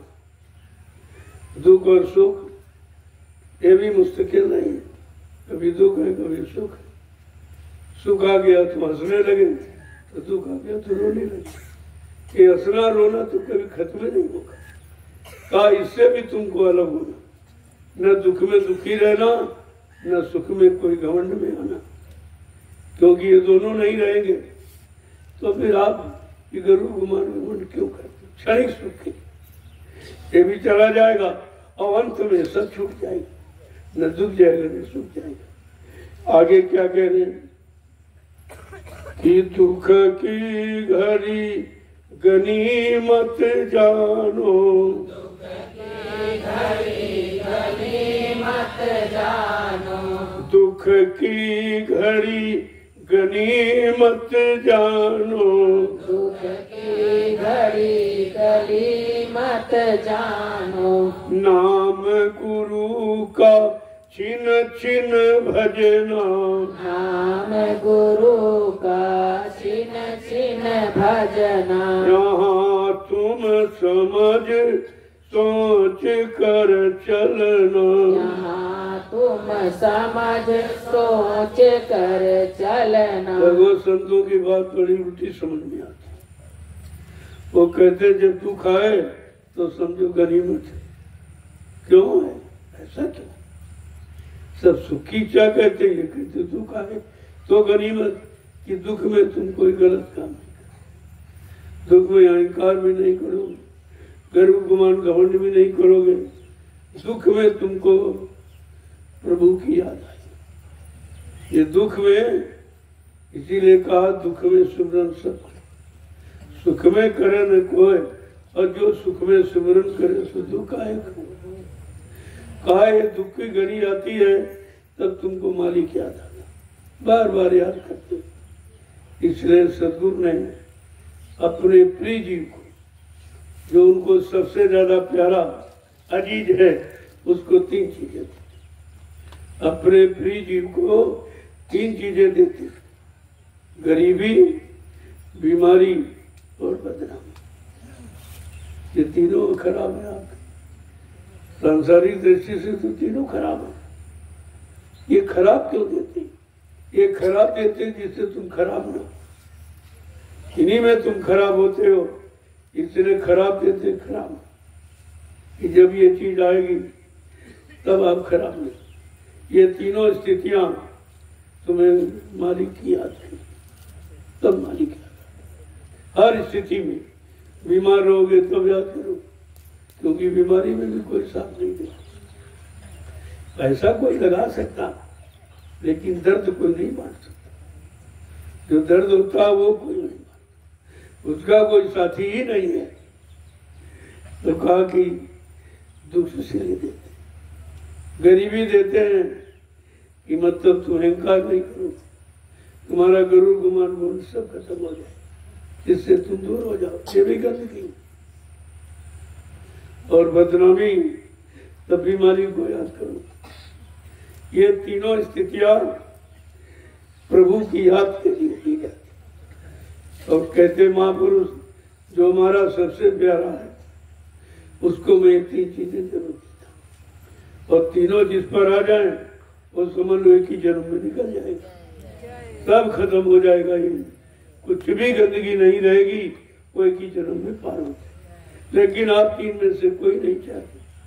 अगर बीमारी दे दी जाए तो अगर जब तुम गुरुदेव हमारी बीमारी रहती, मैं क्या मालूम क्यों दी गई, बदनामी दे दी, तब आप गुरु पर ही दोष लगाते हो और ये नहीं सोच पाते हो कि हमारे कल्याण उद्धार के लिए यही रास्ता है, बगैर इस रास्ते के हम जा ही नहीं सकते। आगे क्या कह रहे हैं कि सुख में गाफिल रहत सदा नर, सुख में गाफिल रहत सदा नर, सुख में गाफिल रहत सदा नर, सुख में गाफिल रहत सदा नर, मन तरंग में दम दम बहना, मन तरंग में दम दम बहना, यहाँ तुम समझ सोच कर चलना, यहाँ तुम समझ सोच कर चलना। जब सुख मिलता है तो गाफिल एकदम लापरवाह, भगवान को सब भूल जाता। ये सुख प्रभु से दूर करने के लिए आता है।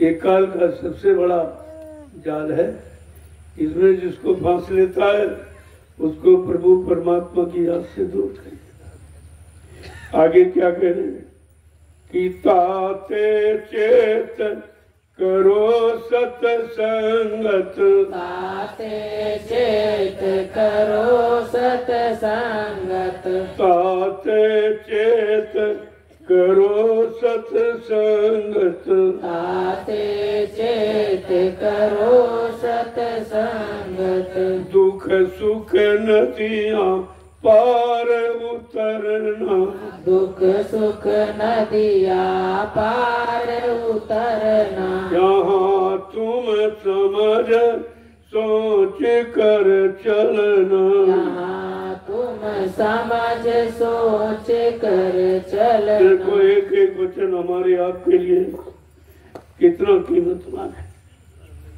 कहते तुम चेत कर सत्संग करो, होश में जा कर गए, ये दुख सुख की नदियों से पार, इससे रखो।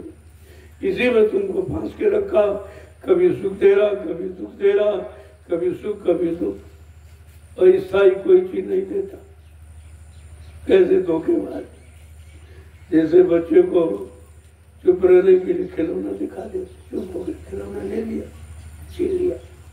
इसी तरह से जब तुम दुखी हो तो सुख दे दिया, हंसा दिया तुमको, और थोड़ी देर बाद दुख दे दिया, रुला दिया। और तुम ये नहीं समझ पा रहे हो ये केवल रुलाने हंसाने के लिए दे रहा, ये हमको मुस्तकिल परमात्मा थोड़ी दे रहा। आगे क्या कह रहे हैं कि अपना रूप लखो घट भीतर, अपना रूप लखो घट भीतर, अपना रूप लखो घट भीतर, अपना रूप लखो घट भीतर, फिर आगे को सूरत वरना, फिर आगे को सूरत बढ़ना, यहाँ तुम समझ सोच कर चलना। यहाँ तुम समझ सोच कर चलना। आज जब सत्संग करोगे चेत कर, और जैसे तुमको ज्ञान हुआ इधर का छोड़ने का उधर का पकड़ने का, बस अपने अंदर तुमको उजाला, इधर अंधेरा उधर उजाला, और फिर आगे को सूरज चलना प्रारंभ करेंगे। ऐसे तो जा नहीं सकते हम लोग, गंदगी में आंखों से पड़े कैसे जाएंगे। आगे क्या कह रहे हैं कि सतगुरु स्वामी कहे समझाई। सतगुरु स्वामी कहे समझाई। सतगुरु स्वामी कहे समझाई। सतगुरु स्वामी कहे समझाई। सत गुरु से जाकर मिलना। सतगुरु से जाकर मिलना। हाँ तुम समझ सोच कर चलना। यहाँ तुम समझ सोच कर चलना। कैसे बार बार समझा के कह रहे, कहा सदगुरु स्वामी कहे समझा, और ये वचन कोई नहीं देगा बताएगा, क्योंकि ये समझ किसी के पास है। किसी ने अपने मन को समझा ही नहीं पाया, तो समझ आपको कहां से मिले। कहा सतगुरु स्वामी कहे समझाई, सतगुरु से जाकर मिला। ये तो ये जिस्मानी है, उधर नूरानी स्वरूप, लेकिन जब तक जिस्मानी नहीं मिलेगा आप शरीर से कैसे निकालो, मुझे बात कैसे निकालो, निकाल कर उधर पहुंचाओ। इसलिए ये भी जरूरी है, इधर जगाने का काम करते हैं और उधर घर पहुंचाने का। इसलिए दोनों रूप उनके महान हैं। और पहले तो इसकी महिमा, अगर ये नहीं मिलेगा तो मृत्यु लोक से निकल ही नहीं पाओगे, तो इनका मिलना बना चलेगी। और यही उधर ले जाएंगे, फिर उधर रूप बदल जाता, वो असली रूप है सब। क्योंकि जीवात्मा शरीर रहेगा नहीं, शरीर यहाँ छूट जाएगा, तो ये जो शरीर से निकालने वाले वो यहाँ आपका काम करेंगे, उधर की तरफ ले जाएंगे। जब उधर पहुंचोगे तब आगे सतगुरु तो तुम्हें घर पहुंचाएंगे। ये दोनों आपका काम करें। जय गुरुदेव, जय गुरुदेव, जय गुरुदेव, जय गुरुदेव। नाम किसका? जय गुरुदेव। नाम किसका?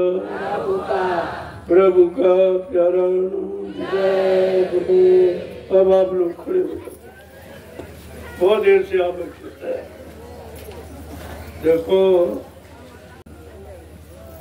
जवानी एक भूत है, ये आपको समझने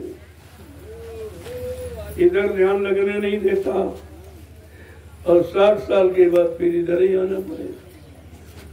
उधर का काम खत्म हो जाएगा, इंद्रियों का वेग समाप्त हो जाएगा, मन भी कमजोर हो जाएगा, शरीर भी कमजोर हो जाएगा, इंद्रियां भी कमजोर हो जाएंगी, फिर उधर का काम कुछ नहीं करता। अंततो गत्वा आपको 60 साल के बाद इधर ही आना। अगर पहले से रास्ता बना के रखो तो आने में तकलीफ। इसलिए क्या जवानी बुरे काम के लिए मिलती, क्या गंदे काम करने के लिए मिलती है, क्या झूठ छल कपट करने के लिए मिलती है, क्या व्यभिचार कुचार के लिए मिलती है। अरे अगर जवानी में आपने अच्छा काम कर दिया तो बुढ़ापा अच्छा होगा, और इसमें अगर खराब कर दिया तो बुढ़ापे में रोना पड़ेगा। यही बुरे कर्म बुढ़ापे में रोने का कारण बन जाते। और जवानी के नशे में तो समझ नहीं आता कि हम बुरा कर रहे हैं कि अच्छा कर रहे हैं। तुम तो समझते हो सब अच्छा तो। अरे अच्छा ही अच्छा, बुरा अच्छा कभी नहीं होता। तुम्हारे समझने से बुरा अच्छा नहीं होता। और उसी की सजा पाने के लिए आपको बुढ़ापा मिलता है। फिर रोते रहते हो, चिल्लाते रहते हो, कोई सुनने वाला, कोई मदद करने वाला नहीं। इसलिए संत महापुरुषों ने कहा, अरे जवानी को अच्छे काम किया तो बुढ़ापे में रोना नहीं पड़ेगा। तो जवानी तो भजन के लिए मिली, क्या भजन में नहीं लगा सकते, बुरे काम में लगाने के लिए। लेकिन वो नशा है, भूत है, जो आपको अच्छा काम करने नहीं, अच्छे काम में लगने नहीं देता। लेकिन ये बार बार जो सत्संग है जो तुम्हारे कान में पहुंचाएगा, ये तुमको सचेत करते, ये बुरे काम से रोकते हैं, अच्छे काम के लिए आपको प्रेरणा देते, ऐसा नहीं है। तो इसलिए कर ले निज काम जवानी में। इस 2 दिन की जिंदगानी में मेहमान जवानी जाती भी लौट कभी नहीं आती। कहते कि ये भी लौट के नहीं आती। क्यों तू भूल कर रहा है, क्यों गलती कर रहा है? अरे इसमें कुछ अच्छे काम कर, यही अच्छाई तेरे बुढ़ापे को ठीक कर। बुढ़ापे में तकलीफ नहीं आएगी, कोई परेशानी नहीं आएगी, आपका बुढ़ापा सही तरीके से निकलेगा। और धीरज से नाम की कमाई करके धीरज से जीवात्मा आराम से निकले, कोई तकलीफ नहीं, कोई कष्ट नहीं। अगर जवानी आपने खराब कर दी तो बुढ़ापा अच्छे होने का कोई प्रश्न ही नहीं। जय गुरुदेव, जय गुरुदेव, जोर से बोलो, तामिल बोलो, बोलना होगा, अभी से बोलो, दुख दर्द हरेंगे, सब कष्ट मिटेंगे, शांति भी देंगे, सबके दाता, सबके मालिक, प्रेम से बोले, ये नाम नहीं इंसान का, ये काम नहीं इंसान का। देखो जो बचनों को याद रखोगे तो कभी गलती नहीं। जहाँ तुम बचनों को भूल जाते हो वही फंस जाते, वही फंस जाते। कहा दया हटी दुर्घटना घटी। ये बचनों में दया है, जैसे दया आपने अलग की बुराइयों में चले गए। इसलिए कहा गुरु को सिर पे राखिए, चलिए आज्ञा मान, तादास को 3 लोग बहना। कितना बड़ा सिर पर रहने का मतलब उनके बचनों को हमेशा सिर माथे रखो, हमेशा याद रखो, तो कभी बुराई में आप फंस नहीं हो। और जब भूल जाओगे तो फट से बच, और फिर इसका फैसला आपको बुढ़ापे में देना। फिर बुढ़ापा खराब हो जाता, तुम रोते चिल्लाते हो, एक एक कर्म का बदला बुढ़ापे में देना, तभी बुढ़ापा खराब हो जाता। जो जवानी खराब कर दी तो बुढ़ापा खराब हो। जवानी के नशे में आप समझ नहीं पाते, ये भूत है, इस पर 5 भूत बैठा दी गए जवानी। काम है, क्रोध है, लोभ है, मोह, अहंकार, ये 5 भूत इसको अच्छा सच्चा काम करने देते, और यही बुढ़ापे में रोने का, पछताने का कारण बन जाता। संत महापुरुष पहले से आपको सचेत कर दे कि जीवन को जीने का ढंग सीखो, कि जीवन को कैसे जिया जाए, जीवन को कैसे निकाला जाए, ताकि ये जीवन कभी खराबी की तरफ न जाए, कभी बुराई की तरफ न जाए। तो ये बुढ़ापा आपका खराब नहीं तो ये पन बहुत खराब। इसी पन में तो रोना होता है, इसी पन में कोई साथ नहीं देता, अपने वीराने हो जाते, अपने अलग हो जाते, अपने तुमको छोड़ देंगे, त्याग देंगे, तुम्हारा कोई काम करने को तैयार नहीं।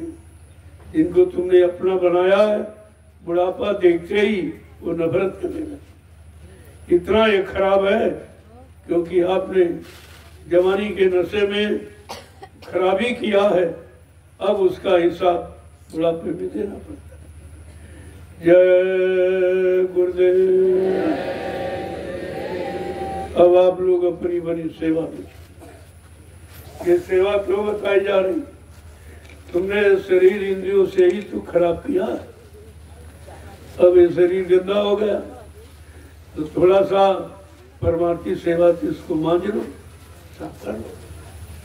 वैसे तो किसी ने साफ करने को कहा ही नहीं। जो शक्तियां आई इनको भगवान आपने माना, त्रेता के राम द्वापर के उन्होंने तो मारकाट किया, कहाँ क्षमा किए? किसी बुरे कर्म करने वाले को माफी नहीं दी। तुम्हारे भगवान ने तो माफी नहीं दी। तुम्हें तो ये काल भगवान चाहिए कि माफी करने वाला चाहिए। माफी करने वाले ये दयाल, ये संत दयाल भगवान ये माफ करने आए हैं और तुम्हें तुम्हारी जीवात्मा के कल्याण के लिए भी आए, तुम्हारे जीवन को सुधारने आए हैं। ये तो दोनों काम करने आए। अब उधर वो शक्तियां आई जिनको भगवान का उन्होंने मार काटी किया, किसी को क्षमा नहीं किया। तो आपको तो ये सोचना चाहिए कि तुमको तुम्हारे पाप कर्मों की माफी कराने वाला भगवान चाहिए कि सजा देने वाला। अभी तक तुम नहीं समझ पाए हो। तो इसलिए ये सेवा इसीलिए रखी गई है कि तुम बुरे कर्मों से जो शरीर को गंदा किया वो कैसे मांझोगे। यहाँ कोई साबुन उसके लिए नहीं, कोई पानी गंगा जमुना का भी अंतर के मैल को नहीं धो सकता।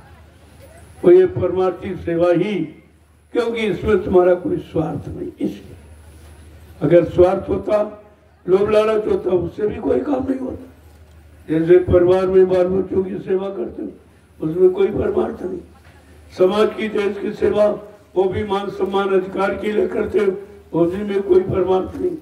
तो संतों ने ये पाप कर्मों की धुलाई और मजाई सफाई के लिए ये रास्ता खोल दिया कि परमार्थी संतान सेवा ये करके जीव अपने पाप कर्मों की अदायगी कर सकता।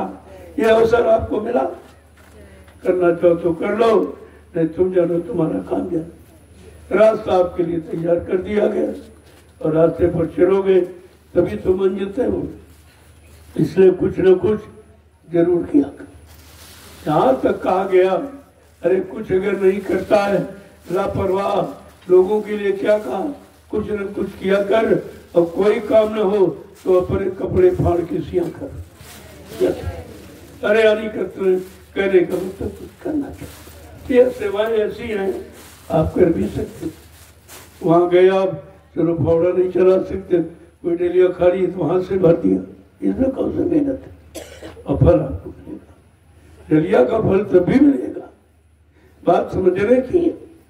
आज से भर दिया, नहीं कुछ उठवा दिया, ये भी तो डलिया में सहयोग है। डलिया बगैर भरे बगैर उठवाए तो नहीं पहुंचेगी। तो एक डलिया कितने लोगों को लाभ देती, खोदने वाले को, भरने वाले को, उठवाने वाले को, ले जाने वाले को, डालने वाले को, और जो लोग दरेसी करते हैं, लेबल करते हैं उनको। एक डलिया में कितने लोगों को लाभ समाहित है। ये छोटा मोटा लाभ नहीं है, बस तुम्हारी समझ में आ जाए। अब आप लोग चलो, क्यों धूप हो जाएगी, फिर आप सेवा नहीं करो। थोड़ा समय सुबह दिया करो और धूप हो जाए तो बंद कर दिया करो। लेकिन रात में पूरा टाइम होता है, इसलिए मैं रात में काफी समय आपके साथ, मैं भी तो बैठा रहता, ऐसा कोई थोड़ी मैं कोई आराम करने लगता, तो तुम्हारे साथ ही बैठा रहता हूँ। और जब तक तुम्हारी सेवा पूरी नहीं हो जाती और प्रसाद नहीं दे तब तक हटता नहीं हूँ। ये नहीं कि तुमसे सेवा नहीं जाए मैं वहां से हट जाऊं, ऐसा बराबर ये मेहनत आपके साथ होती है। जय गुरुदेव। जो लोग जाने वाले हैं जिनको कोई विशेष काम, इससे विशेष कुछ नहीं, ये जो परमार्थी सेवा से बढ़कर कुछ नहीं। क्योंकि घर में जो करोगे उससे किसी पाप कर्म की अदायगी नहीं होगी, वो तो तुम्हारी स्वार्थ की सेवा है। और ये परमार्थ की सेवा है। इसलिए ये जो समय रखा गया इसमें लोगों को शामिल से नहीं होना चाहिए। ये पहली बार आपको यहाँ रखा गया। मथुरा में तो कई बार, लेकिन यहाँ पहली बार ये आपको परमार्थी सेवा का और ये साधना शिविर पहली बार लगाया। लोगों को एक मौका मिल जाए और धीरे धीरे 1 महीने का मतलब इसमें परिवार के सब लोग आ जाएंगे।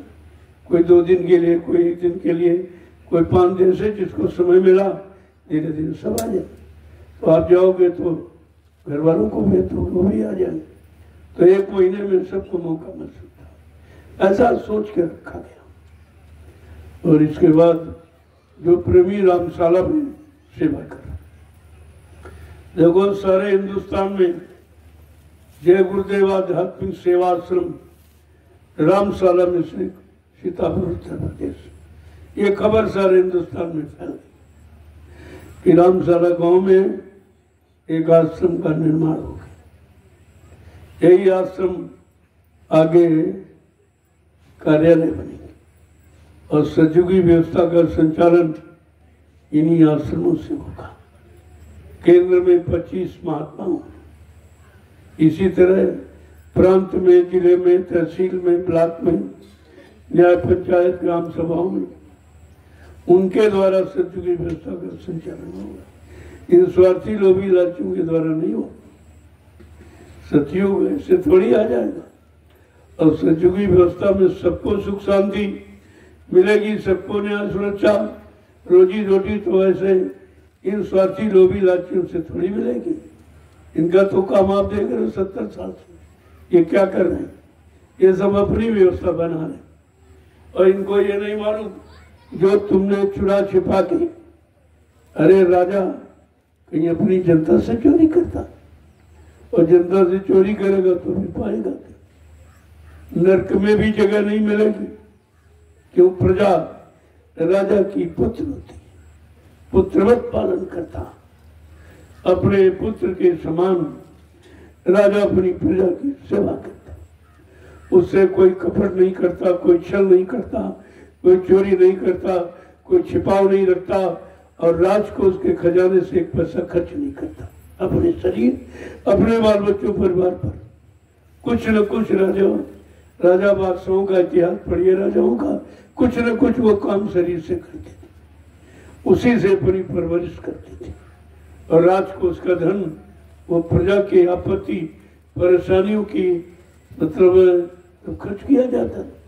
कोई सूखा है, कोई बाढ़ है, कोई अकाल है, कोई बीमारी महामारी, तो उसी राजकोष से जनता की मदद कर दी जाती।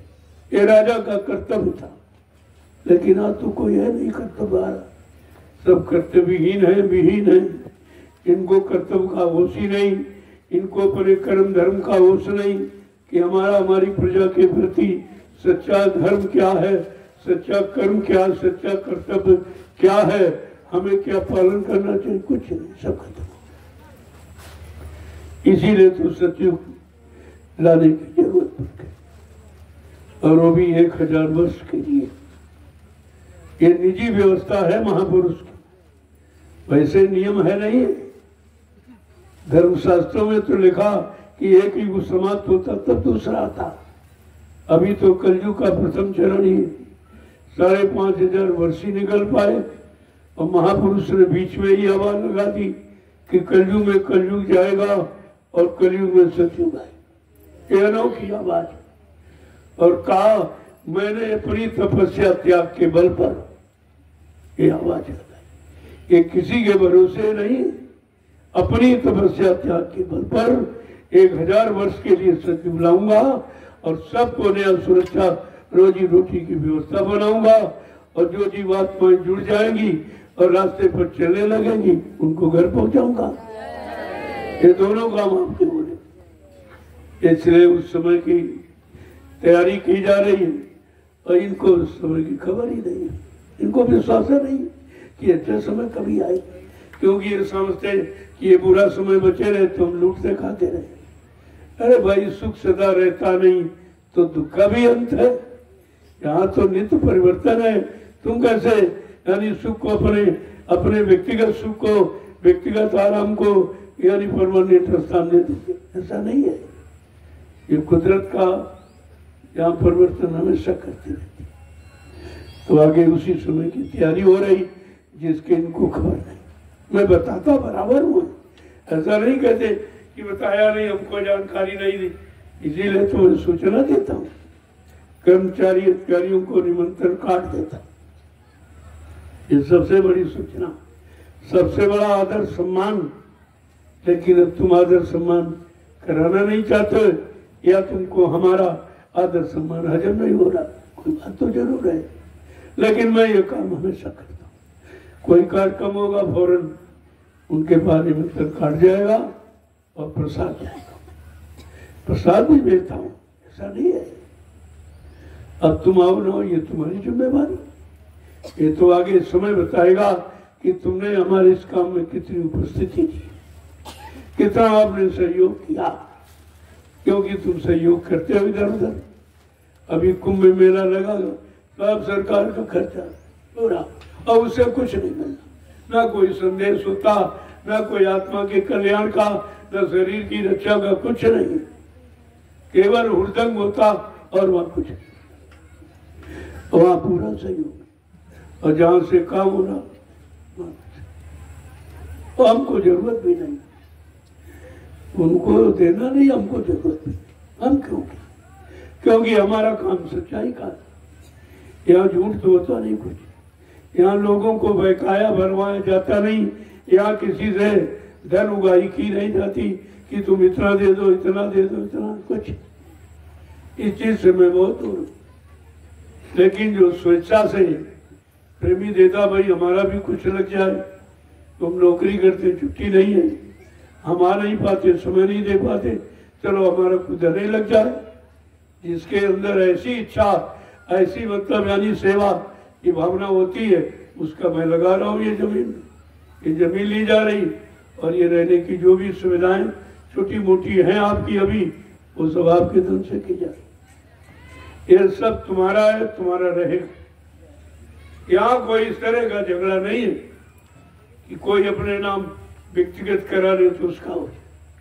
इसीलिए मैंने पहले ही व्यवस्था बना दी। जय गुरुदेव आध्यात्मिक वैचारिक प्रचार समिति का मैंने निर्माण किया, और उसका रजिस्ट्रेशन भारत सरकार से बिल्कुल रजिस्टर्ड है, और समिति जमीन खरीदती है, और समिति आवासीय व्यवस्था, ये सब जो भी आपका धन खर्च होता वो समिति के द्वारा, और जो आपका बचा है वो समिति के खाते में जमा, वो किसी आदमी के खाते में नहीं है। जैसे कोई पहले होता था, लोग चुरा लिया, छिपा लिया, नाजायज खर्च कर लिया।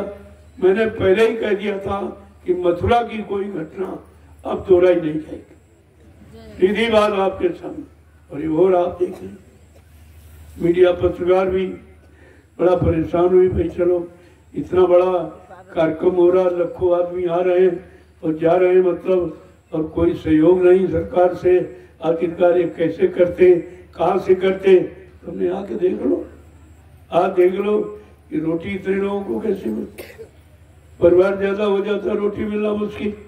यहाँ लाखों लोग आ रहे हैं, रोटी हमने वो भंडारे देखी, सब अपना खर्च करके। ये किसी से चंदा बंदा नहीं, ये अपने प्रेमियों से, प्रेमी तो देते हैं और प्रेमियों पर खर्च कर देते, कोई अपने लिए थोड़ी लेते हैं। हमने ये भंडारे देख लो, एक लाइन से रखे। ये पानी की निजी व्यवस्था है, ये निजी ट्यूबवेल अपने हैं, इनमें सरकार का 1%। हमारे किसी कार्यक्रम में सरकार का कोई सहयोग। ये भी मैं एक रिकॉर्ड तैयार कर रहा हूं कि धार्मिक देश में धार्मिक कार्य के लिए हमको सरकार ने कोई सहयोग नहीं दिया, कभी नहीं दिया। मैं कहा अरे भाई ठीक है, तुम्हारी जैसी इच्छा, हमने मौका तो आपको दिया, और वैसे जरूरत नहीं है, हमारे प्रेमी खुद ही बड़ी व्यवस्था कर लेते। जब भंडारों में देखूंगा कोई गड़बड़ी, सुन ले भंडार वाला, अगर कोई गड़बड़ी करोगे तो यहाँ 5-5, 7-7 व्यक्ति मिलकर अपना चूल्हा जलाएंगे, भोजन बनाएंगे। ऐसा मथुरा में होता था पहले। वहां कोई भंडारे नहीं थे, एक भंडारा था सिर्फ आश्रम का। जो लोग आते जाते थे, घर जाते थे, तो प्रसाद वहां से खिचड़ वगैरह मिल जाता था, रोटी से खिचड़ी जाती, बाकी सब अपना बनाते खाते। हजारों चूल्हे जलते थे, सबको रोजगार मिलता था, लकड़ी वालों को, कंडे वालों को, ईंधन वालों को, सब। वो कोई भूल थोड़ी हम गए।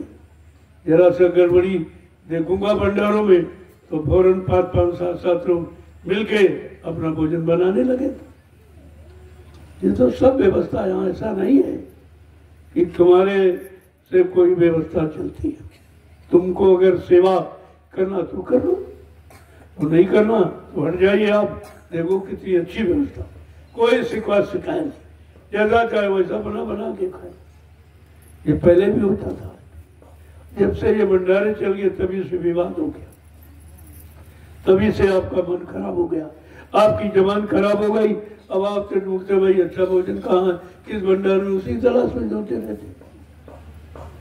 इसलिए ये भी करना पड़ेगा, आगे व्यवस्था बढ़ रही, बहुत बढ़ रही, भंडारे पूरा नहीं कर पाएंगे, तो अपनी बड़ी व्यवस्था आपको करनी पड़ेगी। मैंने एक नजारा और आपके सामने रखा, सदगुरु धाम का भंडारा मैंने बंद कर दिया, आश्रम में ताला लग गया। मैंने देखा कि लोग बजाय बनने की बिगड़ रहे, घर से शाम को चले आए, कहना चलो भोजन तो मिलेगा। जब मथुरा जाते थे भोजन अपना बांध के ले जाते थे, ऐसा नहीं था। 2-2, 3-3 दिन का अपना पकवान बांध लिया मीठा, और मतलब यानी अपना काम चलाते थे। लेकिन यहाँ क्षेत्रीय सीतापुर के लोग ही शाम तक काम किया और चले गए, चलो भोजन तो भंडारे मिले। यहाँ खाया, वहां से खा के यहाँ आ गए, और यहाँ खाया, यहाँ से घर चले गए, कोई सेवा नहीं की। ये सब नजदीक वाले करते हैं। तो मैंने कहा अच्छा तुम बड़े होशियार बनते हो, यहाँ का सारा अन्न खराब कर रहे हो, ये अन्न सेवादारों के लिए है, और तुम सब खाया और का प्रसाद दे तो घर ले जाए, और घर वालों को भी ले गए। हमने कहा इससे तो ये खराब हो रहे हैं, मैंने भंडारा बंद कर दिया। कोई भंडारा नहीं, जो भी चलेगा वो ज्ञान आश्रम में चले।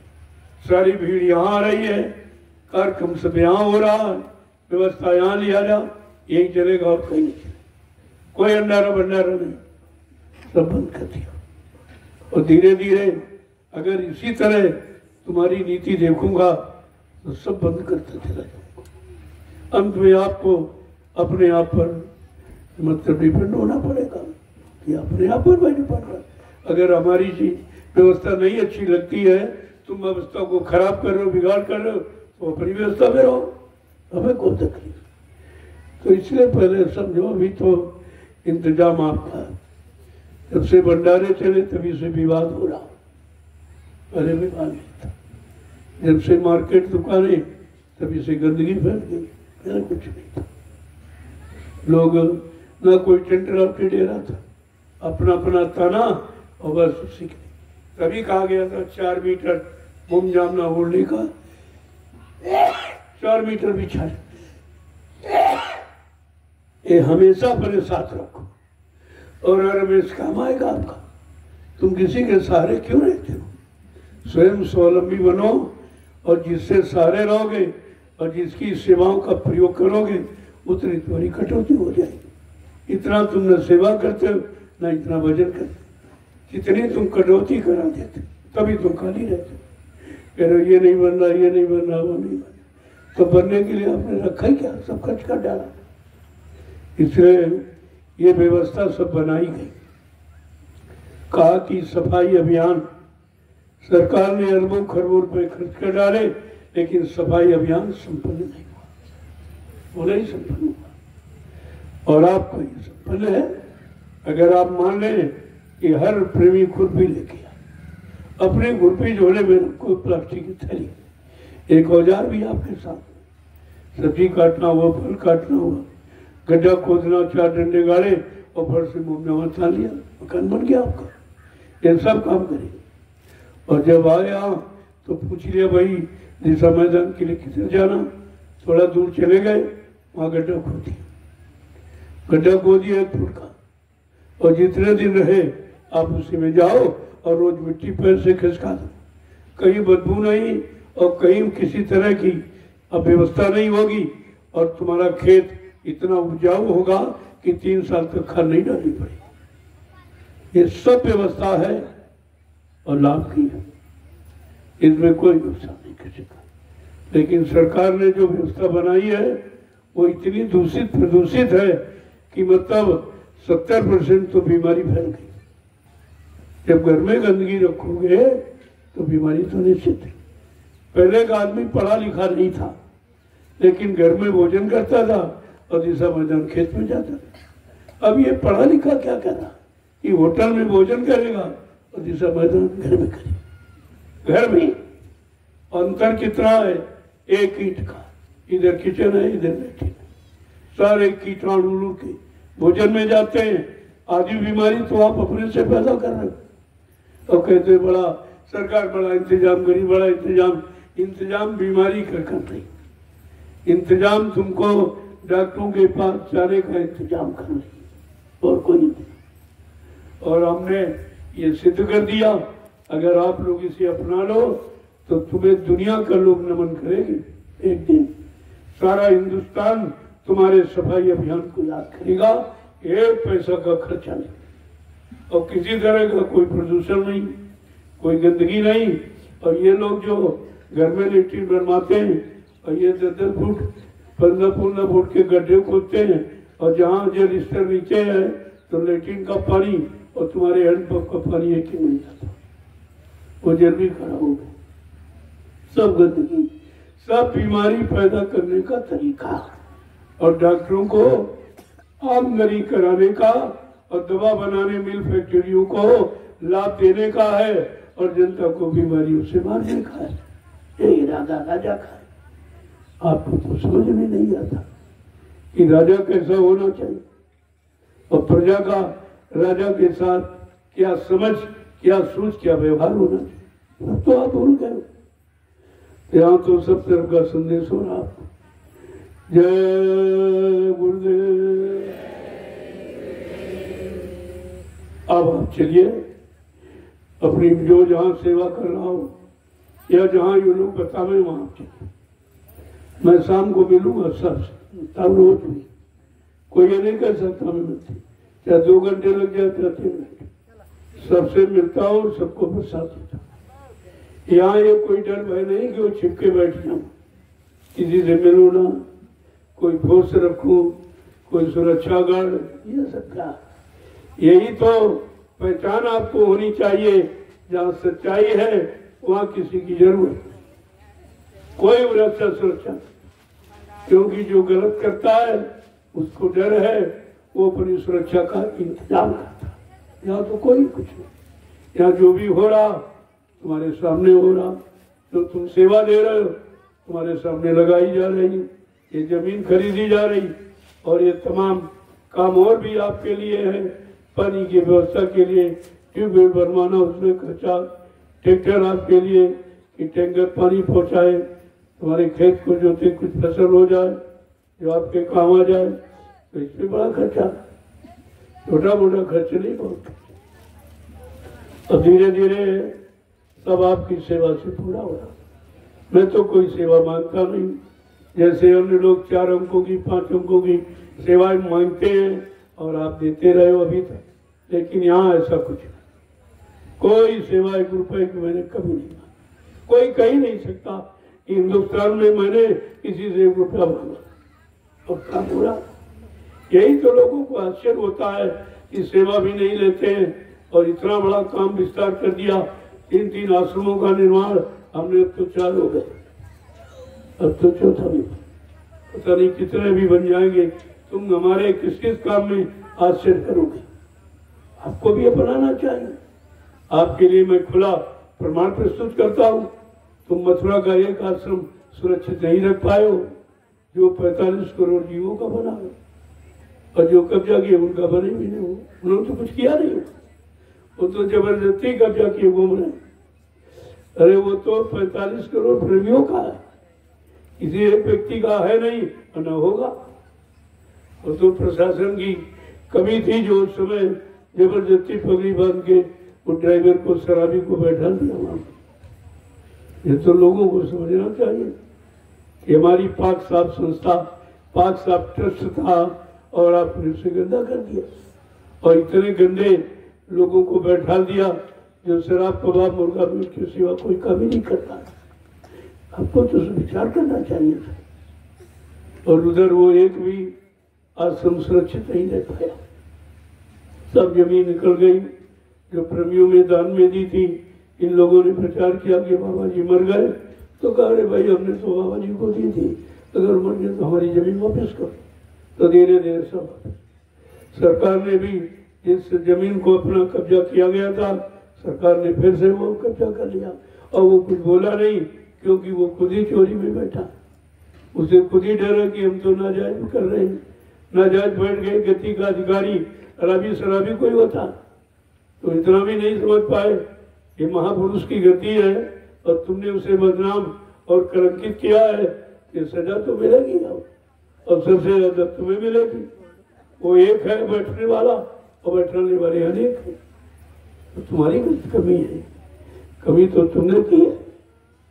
जय गुरुदेव। अब आप धीरे धीरे चलो अपनी सेवा, उनसे क्या लेना देना, वो तो है, वो आश्रम मथुरा का तुम्हारा सबका रहेगा, उसे कौन ले रहेगा। वो कोई झोले में रखने वाली चीज थोड़ी उठा के ले जाए, वो तो है रहेगा, उसे कोई नहीं ले सकता। समय है, थोड़े दिन के लिए कुछ किया होगा, उसने पुण्य कमाई, उसका लाभ ले रहा है, उसके बाद खत्म सब। और धीरे धीरे जिन्होंने प्रचार किया बाबा जी चले गए, वो सब चले गए, वो खुद ही सब चले, सब खत्म। एक बचा, वो भी सांसें भर रहा, वो भी जाने वाला। आपको कुछ करना नहीं, मतलब खुद ही खाली हो जाए। फिर वहां रहने के लोगों की हिम्मत नहीं, फिर यहाँ रहोगे तो मर जाओगे, सब चले गए, ये चले गए, वो चले गए। लोगों को मथुरा से डर हो जाएगा, इतना भय पैदा हो जाए, अपने आप खाली हो जाएगा। तुम्हें कुछ करने की जरूरत नहीं है, तुम अपने जिस काम में लगे हो। जय गुरुदेव। इसलिए मैंने कोई न विवाद किया है, न विवाद करना सिखाता हूँ, ये मेरा काम। अपना काम करो, तुम्हारा काम तुम्हारे साथ, उनका काम उनके साथ, वो उसका फल भोगेंगे, आप इसका फल भोगो। इसलिए जो लोग जाने वाले हैं वो तो अभी मिल लो, कर जरूरी कोई काम, कल जाना तो शाम को वहां मिल लेना, तो बार बार परेशान मत करो। बहुत काम हमारे पास, एक ही काम थोड़ी है, सब व्यवस्थाएं देखनी है। और 3 आश्रम है, उनका भी, चौथे का निर्माण कार्य वो भी देखना, तो 4 आश्रमों की जिम्मेवारी है। तो ये सब देखना, व्यवस्था करनी है, कोई मैं फुर्सत में थोड़ी बैठा रहता। जय गुरुदेव। अब आप बता दो इनको कि आज की सेवा कहाँ कहाँ।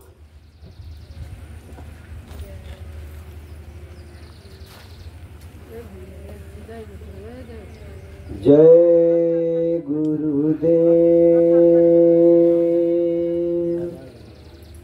जय गुरुदेव। जय